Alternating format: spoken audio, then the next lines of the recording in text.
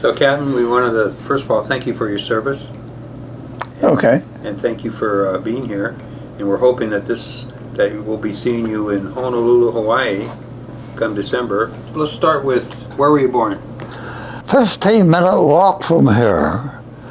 Up here on 2401 Fairview Street in Mount Penn, Reading, Pennsylvania. What is your birthday? June the 8th, 1924. And then your full name? Robert Eugene Hartline. Any siblings? I have one sister. Older or younger? She's younger. During the 30s, the Great Depression, what was life like for you? My family in general was very fortunate. My father was an excellent mechanic in general, and he had a very good job manufacturing women's stockings, which the city of Reading was noted for.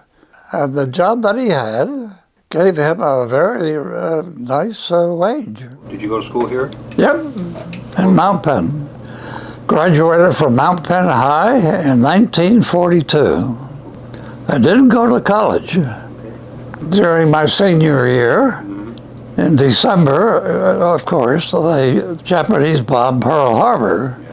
And right away I thought, well, it looks like I'm going to be fighting the Japanese. What was your reaction to the attack? Well, it was a surprise in one way, but the normal course of events. What could I do about it? I was only 18 years old, right? I understand your father was a World War I veteran. Yes. And where did he serve?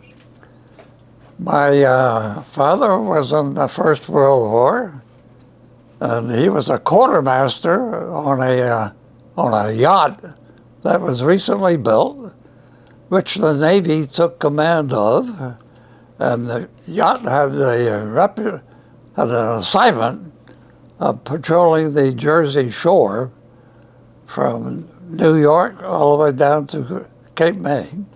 Did he go to the European theater? No. The yacht's assignment was strictly as a patrol for Nazi submarines, German submarines at that time, of course. Did he ever spot one?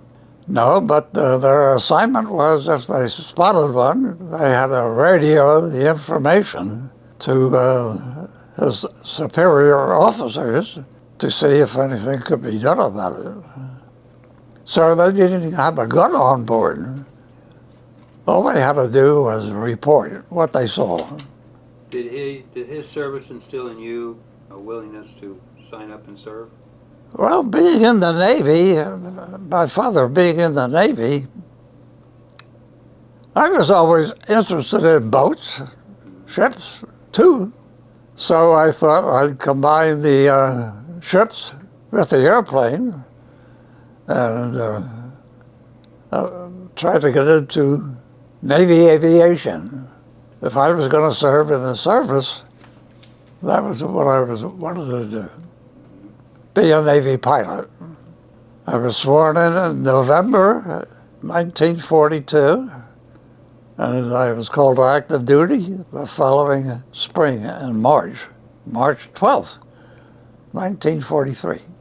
I had to report in Philadelphia, along with about 20 or 25 other prospective pilots.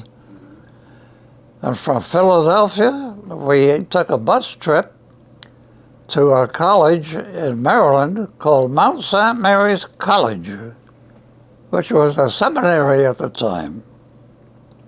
And we stayed there for 3 months, and we flew light planes like a Piper Cub out of a cow pasture to get 35 hours of experience in flying as a pilot.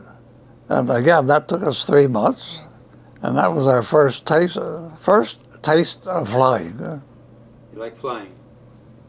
Oh, yeah. What is it about pilots that appeal to you?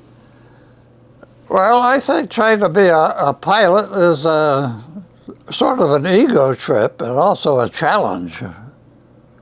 Something romantic, glamorous, assertive, a new field to conquer, always a challenge, right? Did you serve in both theaters, European and Pacific? No, I wound up in the Marine Corps. Okay. Even as a Navy pilot, all Marine pilots in that time period were Navy aviators, Where did you serve in World War II? mostly the Pacific, as a cadet and also junior officer. Me and my classmates went through 2 fighter syllabuses to be experienced in taking command of the air from the enemy. And later on in my training, we had a ground support syllabus where we had training in supporting those troops on the ground. During that time, the war was over. Japanese had bombed Pearl Harbor. All the factories and everything in the country that was manufacturing military equipment, all the production lines were full of new airplanes, new tanks, new this, new that. All of a sudden, the war is over. What do you do with this stuff?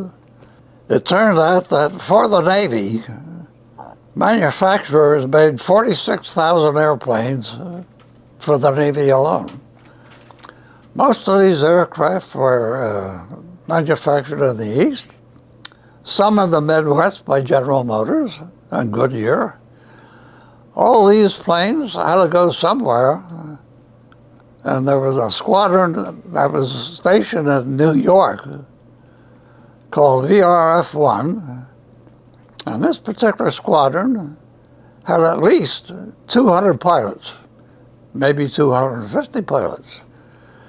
And their sole task for 4 years was ferrying those Navy planes from the East Coast to the West Coast.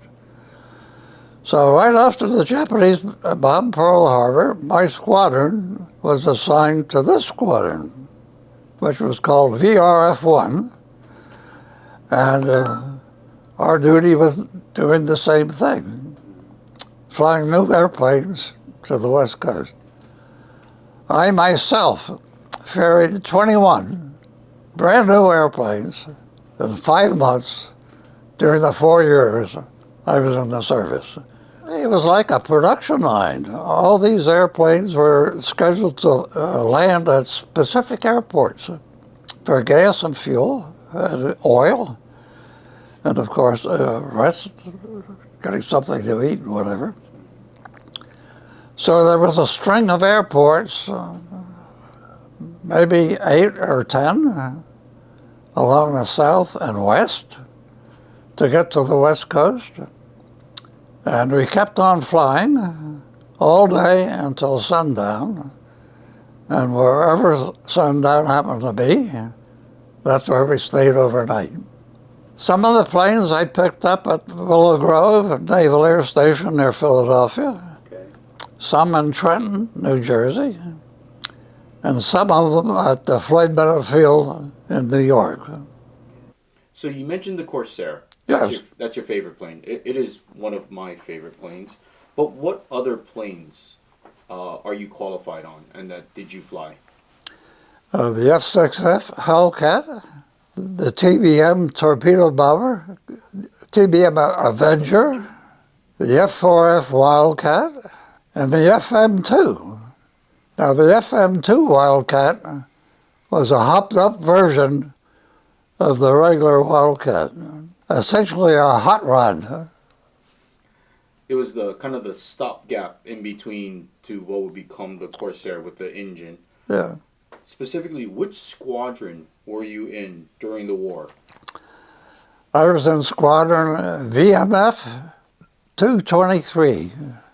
Which was really interesting because VMF 223 happened to be the first squadron flying Wildcats that encountered the Japanese Navy aviators and airplanes at Guadalcanal, which was the start of the United States advancing across the Pacific toward the Japanese islands. Absolutely. That was actually the first time the Japanese have ever been kicked off any island in history. In And it was done by the Marines. Guadalcanal, Yes, sir. in Wildcats, Yep. with Squadron VMF 223. So, why join the Marines instead of the Navy? That is interesting. I'd love to hear. And the reason is the Corsair. So you joined the Marines instead of the Navy for the Corsair. Exactly. Okay. Can you tell me about your time in Okinawa? Well, after serving in the Ferry Command, flying new airplanes across the country, somebody found out that I was having a good time, so they sent me to Okinawa. You get in trouble? I didn't get in trouble, but it's just a joke. Again, somebody found out that the pilots in VRF-1 ferrying airplanes were having a good duty, and the other guys were overseas doing this and that and whatever. And that's where you got swapped. And that's how I wound up in Okinawa. Did you fly missions there? What were you doing? Well, the war was over. Oh, I said it was over. Now, the interesting thing about that, there was about 6 or 8 of us guys joined the squadron to fill it out. Okay, what happened to the other guys? Ordinarily, a squadron has 24 pilots and 24 airplanes. So at the time, I didn't think anything of it. We're joining the squadron. There's a bunch of guys already here. I'm probably going to be accepted, which I was.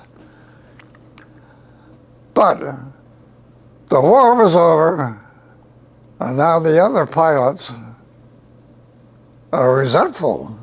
Why are we still here? The war's over. Everybody else has gone home. We're still stuck in Okinawa.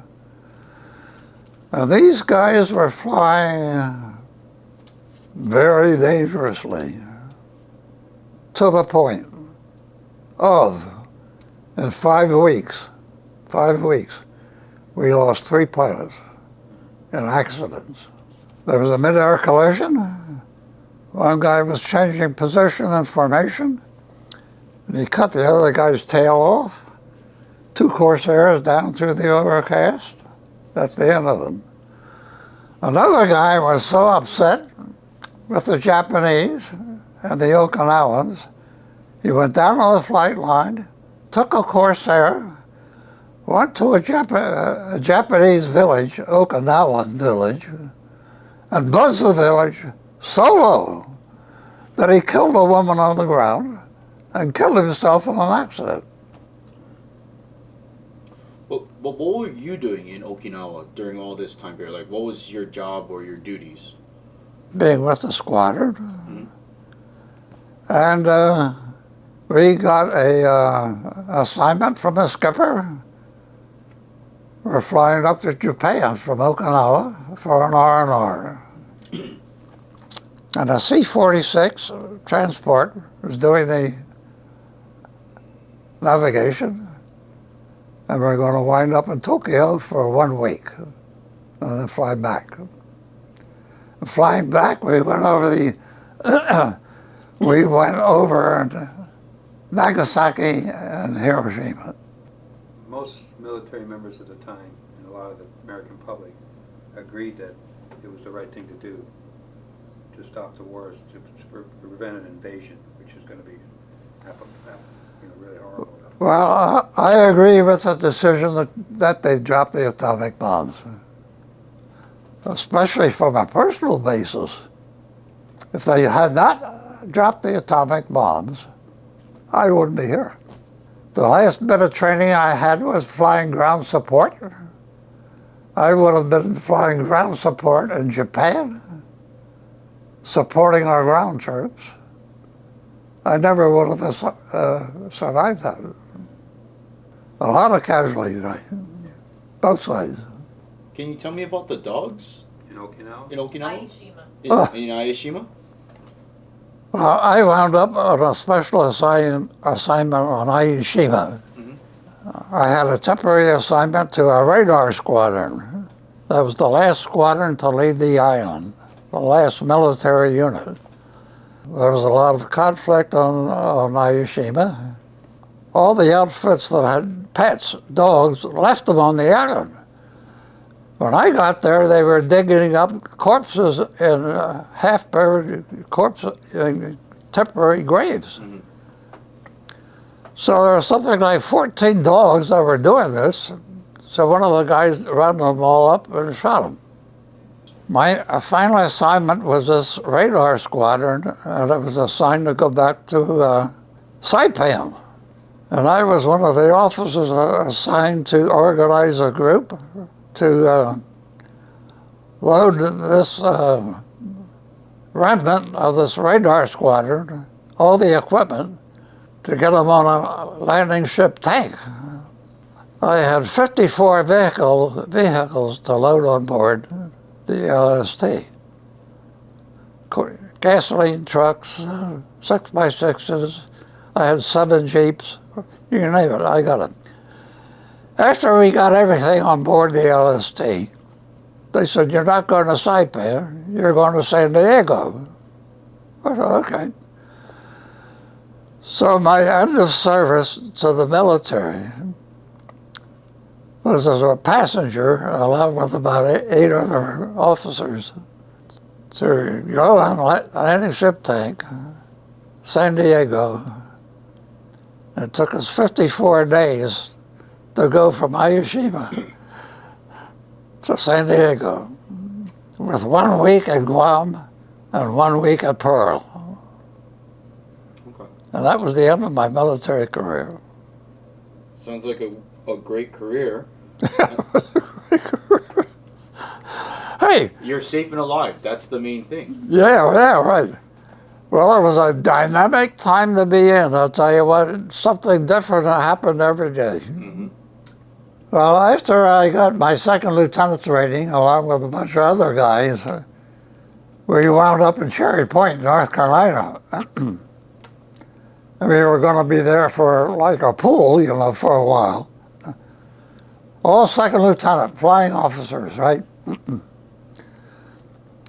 So somebody got the idea that we were getting into trouble at the officers' club. And they put us out in the boondocks under a sergeant for 2 weeks. And this sergeant actually was a commanding officer of about 22nd lieutenants, right? And he had no sympathy for a second lieutenant. And he put us through everything. We went through 14-mile hikes, doing this and that, picking up cigarette butts. I thought, what the hell am I doing as a Marine second lieutenant, picking up goddamn cigarette butts underneath a sergeant? Well, NCOs sometimes rule, right? When were you commissioned as a second lieutenant in the Marine Corps? Corpus Christi, Texas. This is May 3rd, 1944. I heard you were a pretty young aviator. Can you tell us about that? Well, I found out that George Bush was born three days. He was the youngest Navy aviator in World War II, the senior George Bush. And he was born 3 days before I was. You are the youngest Marine aviator in That's World War true. II history. Over the years, there was like 2 or 3 guys in California that were younger than I was. Oh, shucks. To be truthful about it. Yeah. I was discharged from the service in 1946. I thought getting married and starting a family would be a good idea. I met this fine lady, and we were married. And we had 2 boys. And unfortunately, the oldest boy at 18 was killed in an automobile accident. And the youngest boy at 16 developed a bipolar condition. He will not have any children. And he's 65 years old right now. She passed away in 1996. She had a really bad case of rheumatoid arthritis. Well, I understand you're quite a busy man. You go to Normandy. Yes, this fine lady sitting over here took me to Normandy for 9 days. And what were your impressions? Well, it was very interesting. Of course, we had a tour of Paris, which was phenomenal. And we had lunch on board one of those boats that goes up the Seine River, or the Seine River, or whatever. Had a very nice visitation in Paris in general. But Normandy was very impressive. The remnants of the damage that was done and the shelling of the shoreline facilities or whatever. And of course the beaches at Normandy and Omaha. It was hard to envision all those deaths there. Yes. The cemeteries. The cemetery, very impressive, yes. All these men lost their lives. And they were probably your age, too. Yes. Well, in military theory, that operation was a frontal assault. If you want to do a frontal assault on the enemy, you have to have twice the manpower and twice the weapons. And they did. A lot of people get their impressions of Normandy from a movie called Saving Private Ryan, the first 15 minutes. Did you see that movie? Yes. What did you think about that opening? Very realistic. Were you, at any point in your career, you were a fighter pilot, did you engage in dogfights? In practice, yeah. Okay, well, practice is good, because practice makes perfect, right? Well, I'll tell you what, the practice dogfights are vicious. Mm-hmm. Yes, indeed. As a matter of fact, I had a down check in one of my flying assignments as a cadet. A down check is that I failed an assignment. Okay. And if that sticks, you get washed out. And that was with another instructor. And when my regular instructor heard about this, he said, "You and I are going to have a flight. You get your SNJ, and I'll get my SNJ. I'll see you at 10,000 feet. I'm going to go to 10,500, and you give me time enough to turn around and come at you." Now, he's 500 feet over me, and when I get over you, you try to get on my tail, but I'm going to get on your tail. So right away, I knew he was going to do a split S and come down at me. The only thing I could do at that moment was bring the SNJ and point it right at him. Now, the SNJ can only do about 5 or 10 seconds hanging on its prop before it stalls and drops, which it did, which I wanted it to. Instantly, I was on its tail. So he's doing all kinds of evasive maneuvers. He's going down and down and down. We wound up at ground level in about 1 minute. So we got back to the airport. The first thing I did was look at my accelerometer, which told me how many G's the airplane was subjected to. The accelerometer said 6. Whoa. 6 G's. Then I looked at the wings of the airplane to see if the skins were wrinkled at all. They're still in good shape. So we met in the hangar. He says, "Don't worry about the down check." So I was not going to be washed out. Do you believe that children of today, or even youngsters of today, do you think that they know the lessons of Pearl Harbor? Do you think that they understand what Pearl Harbor represented?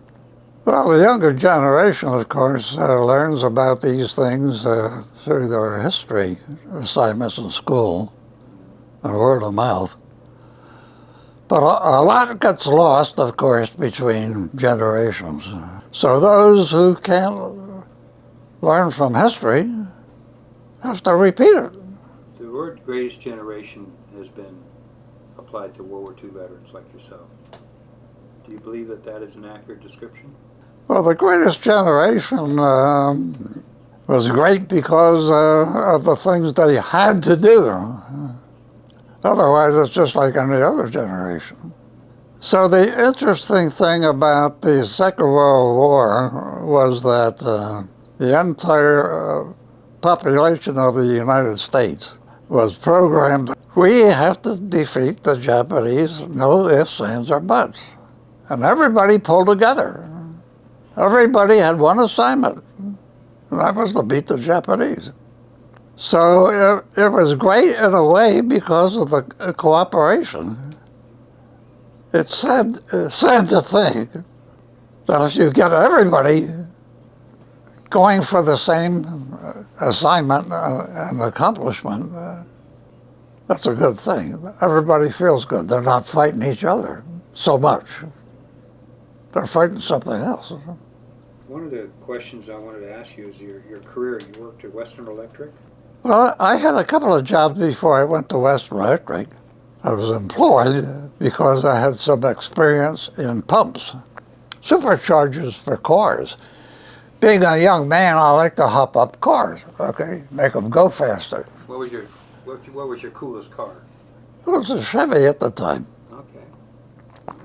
So anyway, they hired me, and I wound up in maintenance of high vacuum systems that are used in the operation of evaporating metal to make semiconductors, transistors and diodes and all kinds of semiconductors.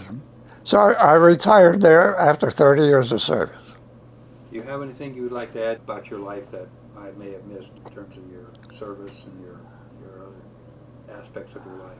What I would like to be remembered by? Yes.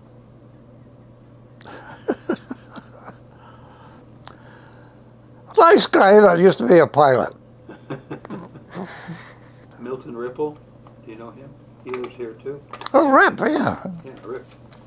You guys pal around? Oh, yeah. I was saying friends with Rip. It's an easy name to remember. That's a great nickname, Rip, you know. It's R.I.P. Rest in peace.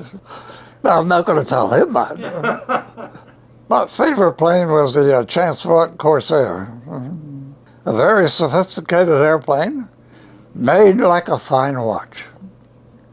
It was a fun airplane to fly. It had some things you had to watch out for. As a matter, one of the interesting things about the airplane, when it first came online, it killed a bunch of pilots. Not a bunch of pilots, but a pilot here and there. And the reason for that, when the Corsair approached a stall for a landing on a carrier or whatever, and the pilot gave it full throttle, there was so much torque from the big propeller. The propeller wants to go around one way. The airplane wants to go around the other way. The airplane flipped over on its back, and the pilot was killed. Now, how do you remedy something like that? Aerodynamically speaking, right? So they took a strip of wood this long. It had a triangular cross-section. And they glued it on the leading edge of the right wing. And that altered the airflow enough so that at full throttle, the right wing would not drop. And that made the airplane safe. American ingenuity, right? Right. I understand you had the honor of Franklin Delano Roosevelt's service. Tell us about that, a big honor. Well, Franklin Delano Roosevelt, of course, was well liked by everybody. And I had an assignment to fly an F-6F Hellcat to the coast. And I happened to fly over Washington, D.C. during Franklin Delano Roosevelt's funeral. So as a gesture to his life and being well liked by everyone. I did a slow roll in the F6F. Well, it was an emotional thing. There is something about FDR that, with his speech on December 8th that rallied the nation. Yeah. It was a gesture of respect, I suppose. The only thing I could do with the airplane at the time was roll the airplane over, yeah. Start taking a But picture. you asked me if I ever met a president. Well, during cadets at Chapel Hill Pre-Flight School, we had classrooms in the morning, compulsory athletics in the afternoon. During the classroom lecture, I fell asleep, and I was put on a report. Okay, and I had to guard the baseball field from the Japanese overnight. They gave me a rifle, maybe a dummy rifle. Anyhow, I had to report to some place to meet this officer to find out my assignment. And this guy was well built, nice looking guy, built like a football player, and he was a senior grade lieutenant with a green uniform, okay? And I thought, oh my God, I have to guard the baseball field. Anyway, fast forward 3 decades, 4 decades, maybe 5 decades, I really can't remember. There's a guy running for the presidency of the United States by the name of Gerald Ford. I thought, I know that SOB. He's the guy that put me on report. I recognize that voice, that face anywhere. You met him as a young man, and he was a young man too. Yeah, You were mentioning too, you had been to Pearl Harbor 20 years ago. yes, Did you visit the Arizona Memorial? yes. The battleship Arizona? Battleship Yes. Arizona. When you went on board, what were you feeling? How did I feel? Yeah. Well, I thought a great deal of sadness and compassion for the poor military men that lost their lives, essentially drowned in the battleship. And did you reflect that the fact is that most of those men were only 18 years old, 19 years old? Yes, of course. They were my age, right? Do you have any message as a World War II Marine to the young Marines and servicemen today? Take care of yourself and take care of your country. Semper Fi, right? Semper Fi, right? Thank you for everything, sir. Thank you very much. Thank you.